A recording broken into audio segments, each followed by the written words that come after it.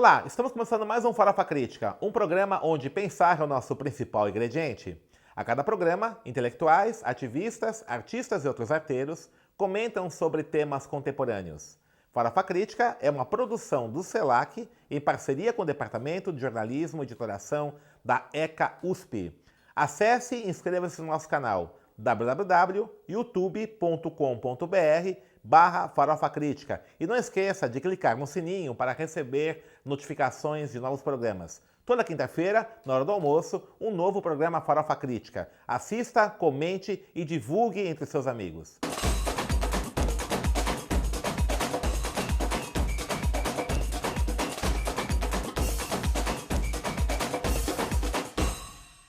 E o Farofa Crítica de hoje recebe o professor Vitor Blota, professor aqui da Escola de Comunicações e Artes da USP e também pesquisador do Núcleo de Estudos da Violência da Universidade de São Paulo.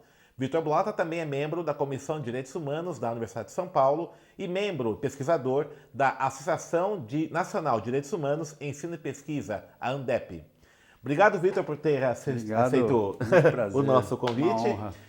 Como é que está a situação dos direitos humanos no Brasil com esse governo que nós temos, né? Como é que você vê a situação nossa?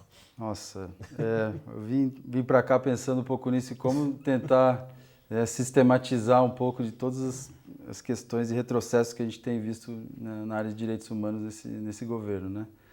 Acho que se a gente puder dividir a questão dos direitos humanos em direitos civis individuais, direitos políticos, né? Direitos sociais e também nessa dimensão cultural, acho que a gente pode tentar olhar um pouquinho, fazer um diagnóstico, né? Na área dos direitos civis individuais, um dado que a gente usa bastante para pensar a questão de direitos humanos são as taxas de homicídio. E até dados recentes do Monitor da Violência, né, mostraram que houve uma pequena queda dos homicídios no último ano, vindo para cá. Porém, nós temos as taxas mais altas do mundo de homicídios. Isso é importante salientar, né? Em torno de 60 mil por ano, né? Então, como que a gente consegue, então, dimensionar isso, né? A gente teve uma pequena queda, porém, essa queda não foi tão grande porque aumentou as mortes decorrentes de confrontos com a polícia. Então, a gente teve uma queda de 13% e 18% foi o aumento das mortes com confrontos com a polícia, sendo que mortes de policiais diminuiu 18%, ou seja, a gente tem um cenário ainda de altas taxas de homicídio. Então, né, um país muito violento e desigualmente violento, claro. Desigualmente como assim? Por áreas, por regiões, segmentos? Isso, por áreas, segmentos, então, socialmente também, racialmente também. Então, claro, então a população mais pobre, a população negra, então sofre mais com esse tipo de violência diretamente e também das regiões então, mais pobres. Por que você atribui a isso, Vitor, essa intensificação da violência no Brasil? Por que tem acontecido isso? Não tô, assim, lógico, tem o caso do governo atual, né, que tem uma política de intensificar esse processo todo, mas isso é algo que já vem acontecendo há certo tempo, né? Eu acho que sim, eu acho que se a gente pensar nessa questão de intensificação, radicalização das violências e dos conflitos, né, atualmente, acho que tem um fenômeno mundial, né, acontecendo. Eu acho que tem muito a ver com a desestabilização das grandes narrativas, vamos dizer, né? Então, quando a gente tem uma queda do Muro de Berlim e as grandes crises do neoliberalismo que, a princípio, tinha imperado no mundo, a gente começa a ter, acho que, movimentos de reação e os grupos começam a se autodefender e, ao mesmo tempo, aqueles que estão, né, no poder não querem perder esses privilégios. Então, e os grupos que estão tentando acessar espaços de direitos se veem ainda com mais dificuldade, então acho que as tensões vão aumentando em todos os sentidos. Então, acho que a gente vai começando a ter uma espécie de antagonismo para alguns grupos conviverem, quer dizer, para alguns grupos sobreviverem e existirem, é preciso que os outros sejam eliminados. A construção da identidade de alguns grupos se passa pela exclusão do outro e desses espaços de participação. Então esse reforço identitário, ele acaba, à medida que não está conectado com o respeito à alteridade, ele acaba sendo um fomentador desse tipo de coisa, é isso? Isso, acho que sim. Nessa parte da identidade também com o aumento das desigualdades sociais também, enfim, questões de trabalho, questões de políticas sociais também, Certo. que a gente tem toda uma crise em vários países também. Então, acho que a gente vai tendo todo um caldo que intensifica a violência e as desigualdades também. Certo. Uma coisa que assim, eu estive recentemente em Genebra, né, participando de de um seminário, né, que o Alto Comissariado dos Direitos Humanos da ONU organizou em relação ao Fórum dos Afrodescendentes, né. Foi uma avaliação que houve das resoluções da Conferência de Durban 2001, né, e a possibilidade de construção de um Fórum de Afrodescendentes, né. E eu estava com minha amiga Edna Roland, que foi relatora, né, da conferência, inclusive, e ela faz parte de um comitê de experts, né, desse fórum, né. E aí ela me falou, né, que uma conversa que eles tiveram nesse comitê com a Michelle Bachelet, né, que é a alta comissária, né, da ONU, que está vendo um profundo corte de verbas, né, nessa área da ONU, né. Como é que você vê isso, né? Quer dizer, porque toda essa pactuação de direitos humanos que nós temos hoje a nível internacional, você tem o sistema Nações Unidas como o fiador disso, né, vamos chamar assim, né, o garantidor disso, né. E à medida que você está tendo um esvaziamento desses instrumentos aí da ONU, é uma coisa preocupante, né? Como é que você enxerga isso? Exatamente.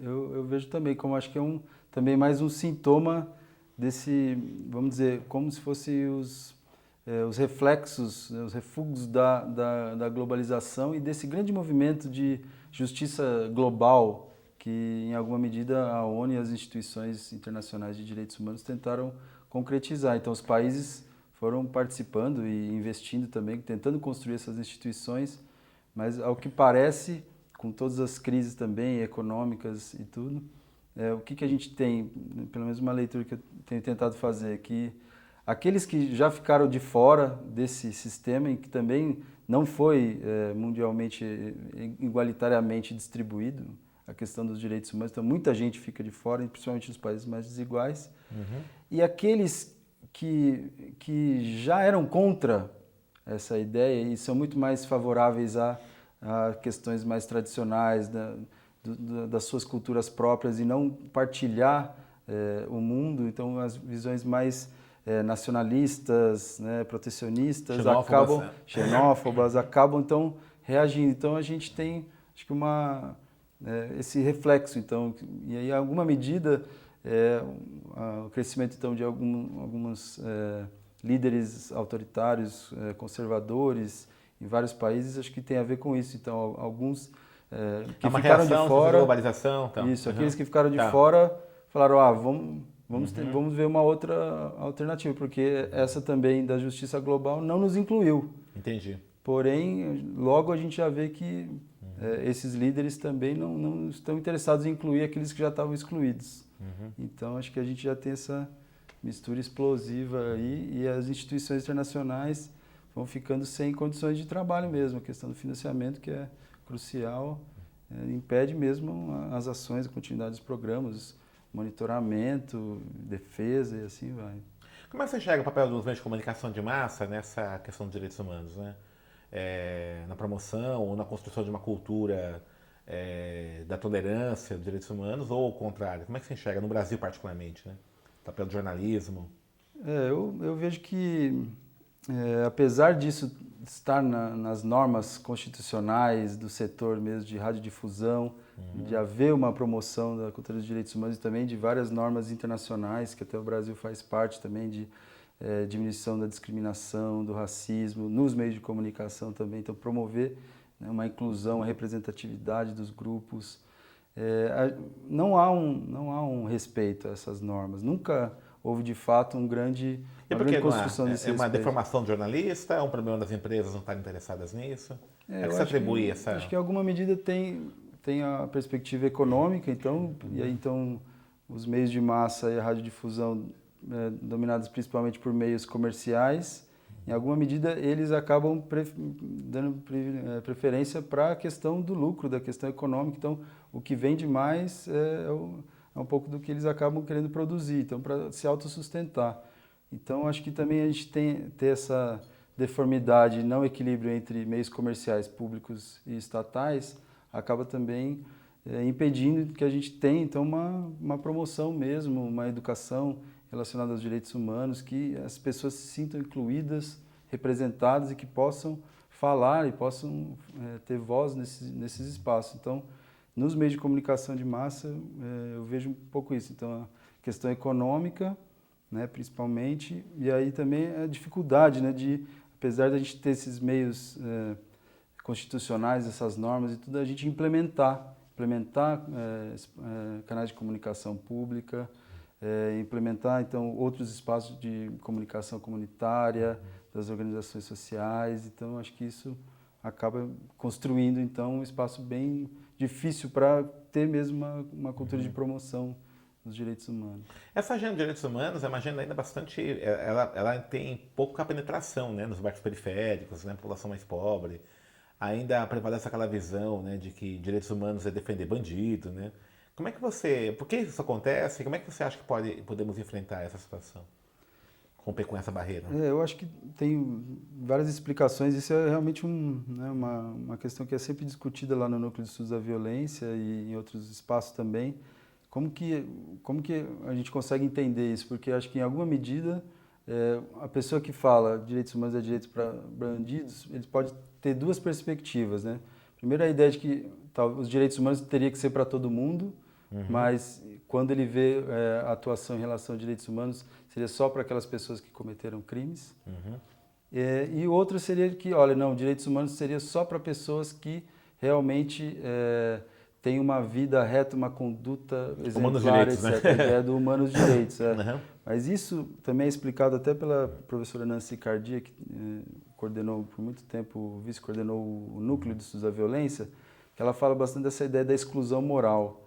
Tá. Que principalmente essas pessoas que estão sempre numa condição de dificuldade de acessar direitos básicos, fica uma coisa ininteligível, uma injustiça que algumas outras pessoas, inclusive que tiveram condutas mais desabonadoras do que eles, acessar direitos. Então a gente vai começando a ter uma ideia de um merecimento dos direitos e de que, se alguém cometeu algum ato, não deveria ter mais os direitos. É como se fosse algo... O direito é um patrimônio de alguns, não, né? Não Exatamente. de todos, né? Então você pode Universal. perder direitos humanos, mas eu acho que, em muitos sentidos, tem um fundamento nisso, no contexto de uma história de vida de uma pessoa que nunca teve acesso a direitos, sempre trabalhou, sempre tentou criar sua família e tudo, não participa de nenhum desses espaços de direitos, de realização da sua vida, e quando vê alguma questão de direitos humanos em relação a alguém que cometeu algum crime, que também tem direitos humanos, que precisa ter direitos mínimos resguardados, fica parecendo uma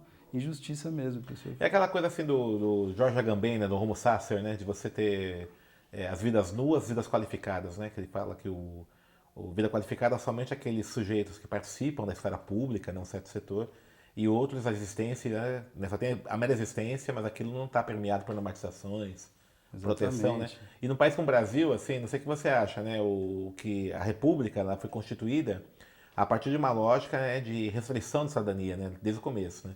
Então o Brasil teve dificuldades de você pensar na universalização de direitos básicos, como saúde, educação, né? Então isso é histórico já. Então parece que você ter acesso a uma vida digna, você tem que merecer para ter, né? Senão...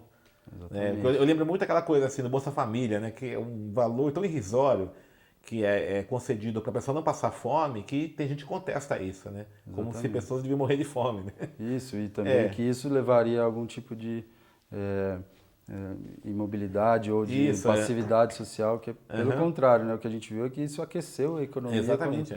Quando a gente teve essas políticas de transferência de renda. Então, acho que na Constituição e na história brasileira a gente vê bastante isso. Então, uma perspectiva bem de manutenção, então, de espaços de poder e dessa ideia de que os direitos eles são autoexcludentes. Então, para todo mundo ter, ou para haver direitos, outros não poderiam ter. Não pode ser para todos, como se fosse material e uma ideia de que, se a sociedade fosse mais igualitária, alguns perderiam, né? Enquanto que talvez não conseguisse ver os seus direitos como, no fundo, privilégios, quando outros não têm esses direitos. E você não acha que essa competição desenfreada do neoliberalismo não acentua isso? Que o direito acaba sendo também uma competição para ter direito? Com certeza, uma competição. É um bem que precisa ser comprado, né, no fim das contas. Então, quando a gente vê essas manifestações em relação à educação, por exemplo, E aí eu lembro bastante de participar um pouco das passeatas e logo em seguida ver uma propaganda de algum curso de ensino superior que fala, aprovado no MEC, etc, etc, você pode financiar, etc, etc. Então, uma ideia de que, olha, quando virou um bem, que é um bem de consumo, uma mercadoria, então se perde, ele pode ser negociado, pode ser trocado como qualquer outro bem, né, material. Né? Quais são as pesquisas que estão sendo desenvolvidas no NEV atualmente, no Núcleo de Violência? No Ou que você tem NEV, participado, pelo menos? no NEV a gente está com um programa grande sobre a legitimidade das instituições, como construir a confiança nas instituições e como que essa confiança e a relação, como essa confiança, essa expectativa de obedecer e de aceitar as normas do Estado é construída ou desconstruída e a partir principalmente dos contatos cotidianos da população com as autoridades, principalmente polícia e justiça. Então, tem um estudo em São Paulo que a gente tem feito com questionários e aí pega a população dos residentes, mas também trabalha com as próprias noções de autoridade que os servidores públicos também vão construindo. Então, os policiais, os juízes. E tem uma outra frente que é sobre os adolescentes, as crianças e adolescentes, e como vão sendo construídas as noções de autoridade, de leis, de regras ao longo desse período, né, da pré-adolescência para a adolescência. Então, a ideia é tentar entender como que isso vai sendo construído para pensar quais são esses fatores que influenciam. E uma teoria principal que a gente tem tentado dialogar e contrastar, lógico que, né, ela é trabalhada de outro país, que é a ideia da justiça procedimental. Que é a ideia de que se você é bem tratado e reconhecido e respeitado pela autoridade, você vai aceitar essa autoridade e as suas regras mais do que necessariamente você fosse maltratado e conseguisse o resultado. Então, o procedimento, a forma como a gente é tratado seria mais importante do que o resultado positivo ou negativo para a gente respeitar essa autoridade. Porém, a gente vê que aqui no Brasil e outros países também, quando se aplicam essas pesquisas, a gente vê que o resultado influencia muito. E aí, principalmente o resultado negativo, a experiência negativa marca muito. E aí faz com que a gente... Como uma marca, né? Isso. Fora a questão do medo, a questão de, olha, eu só respeito porque eu tenho medo, senão eu apanho, senão eu morro, senão eu vou preso. Dá uma consciência pro medo, né? Isso. Poucas vezes tem uma ideia de uma desobediência consciente, crítica, que vai acessar outros meios né, legais para poder... E essa coisa muito interessante lá do medo, né, que você comentou agora, porque eu estava vendo nessa discussão nesse campo mais extrema-direita aqui no Brasil, quando se discutiu a questão de estupro, né, qual que é a proposta? Não tem que aumentar a pena, né?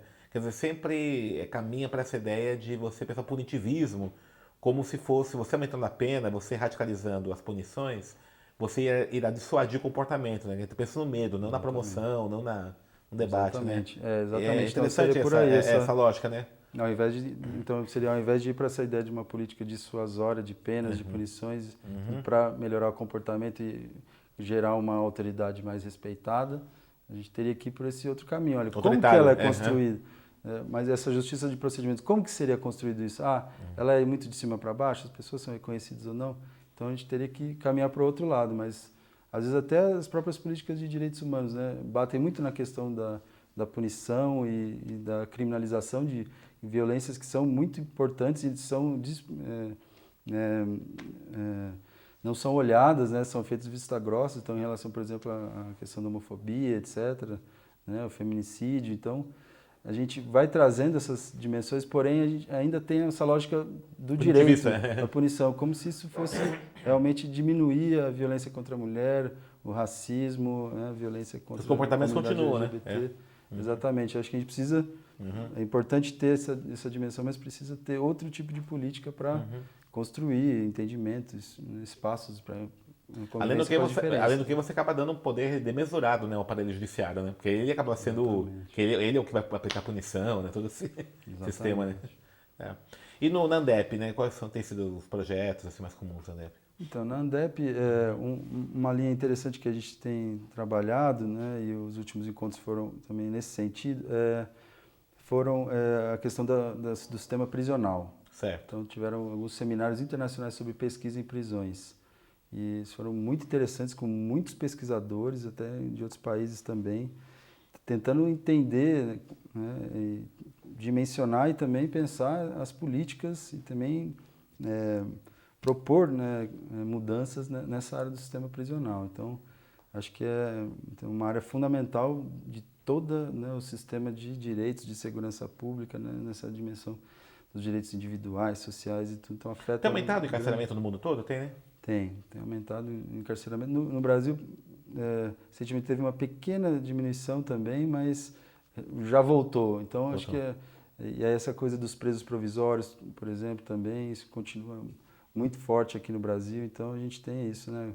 40%, 60%, perdão, da população carcerária é de presos provisórios, então não tiveram julgamento, não tiveram, às vezes, nem acusação ainda. Então, você vai construindo realmente um sistema ali, e eles são 70% acima da número de vagas também. Então acho que uma coisa realmente, né, desumana e gera todos os efeitos que a gente imagina, desde questões de reorganização, crime organizado e tudo, até mesmo políticas mais punitivistas ainda e de massacres e tudo, que eu acho que esse que é um dos problemas muito, né, sensíveis do Brasil também. Certo. Então, nós estamos encerrando aqui já, estou vendo o tempo, né, o Vitor? Fala um pouquinho assim da Andep, quem quiser conhecer material. Você tem uma revista, parece, né, também, né? Isso, tem uma revista chamada Aracê, que regularmente solta, então, chamadas para publicações. Qual que é o site da Aracê? Da Aracê, eu não sei exatamente o da site, Andep, mas pela Andep a gente consegue acessar. www.andep.org.br. Aí tem o site, tem os encontros, então tem várias atividades também que são desenvolvidas por ali também. A gente deve ter um novo encontro nacional. Quando vai ser? Se não me engano, ainda não tem a data definida, mas provavelmente no segundo semestre agora desse ano. A ideia então é dar continuidade. Acho que se não me engano, 11º encontro nacional que a associação. E o NEV? Qual que é o site do NEV? O NEV é www.neveusp.org. NEV tudo junto? Isso. NEV USP? NEVUSP.org. Tá, Isso, a gente está até tendo uma remodelação do site, provavelmente talvez tenha outro endereço, mas procurar. Aí tem um acesso aos dados, pesquisas, tudo isso. Sim, sim. Tem uma nova interface ali que o núcleo vai tentar construir. Legal. Vitor, obrigado aí pela sua presença. Poxa, muita coisa para conversar, né? Eu vou te chamar outras vezes aí para a gente. Com certeza. Vai ser um prazer. Então, muito tá obrigado bom. pela oportunidade. Então, Farofa Crítica encerra mais um programa e hoje nós recebemos Vitor Blota, professor aqui da Escola de Comunicações e Artes da USP, integrante do Núcleo de Estudos da Violência da Universidade de São Paulo, que falou sobre direitos humanos, né, o panorama de direitos humanos no Brasil. Acesse nosso site www.youtube.com.br/Farofa Crítica, inscreva-se e não esqueça de clicar no sininho para receber as notificações de novos programas. E para encerrar, uma frase da Hannah Arendt: direitos humanos é ter direito a ter direitos.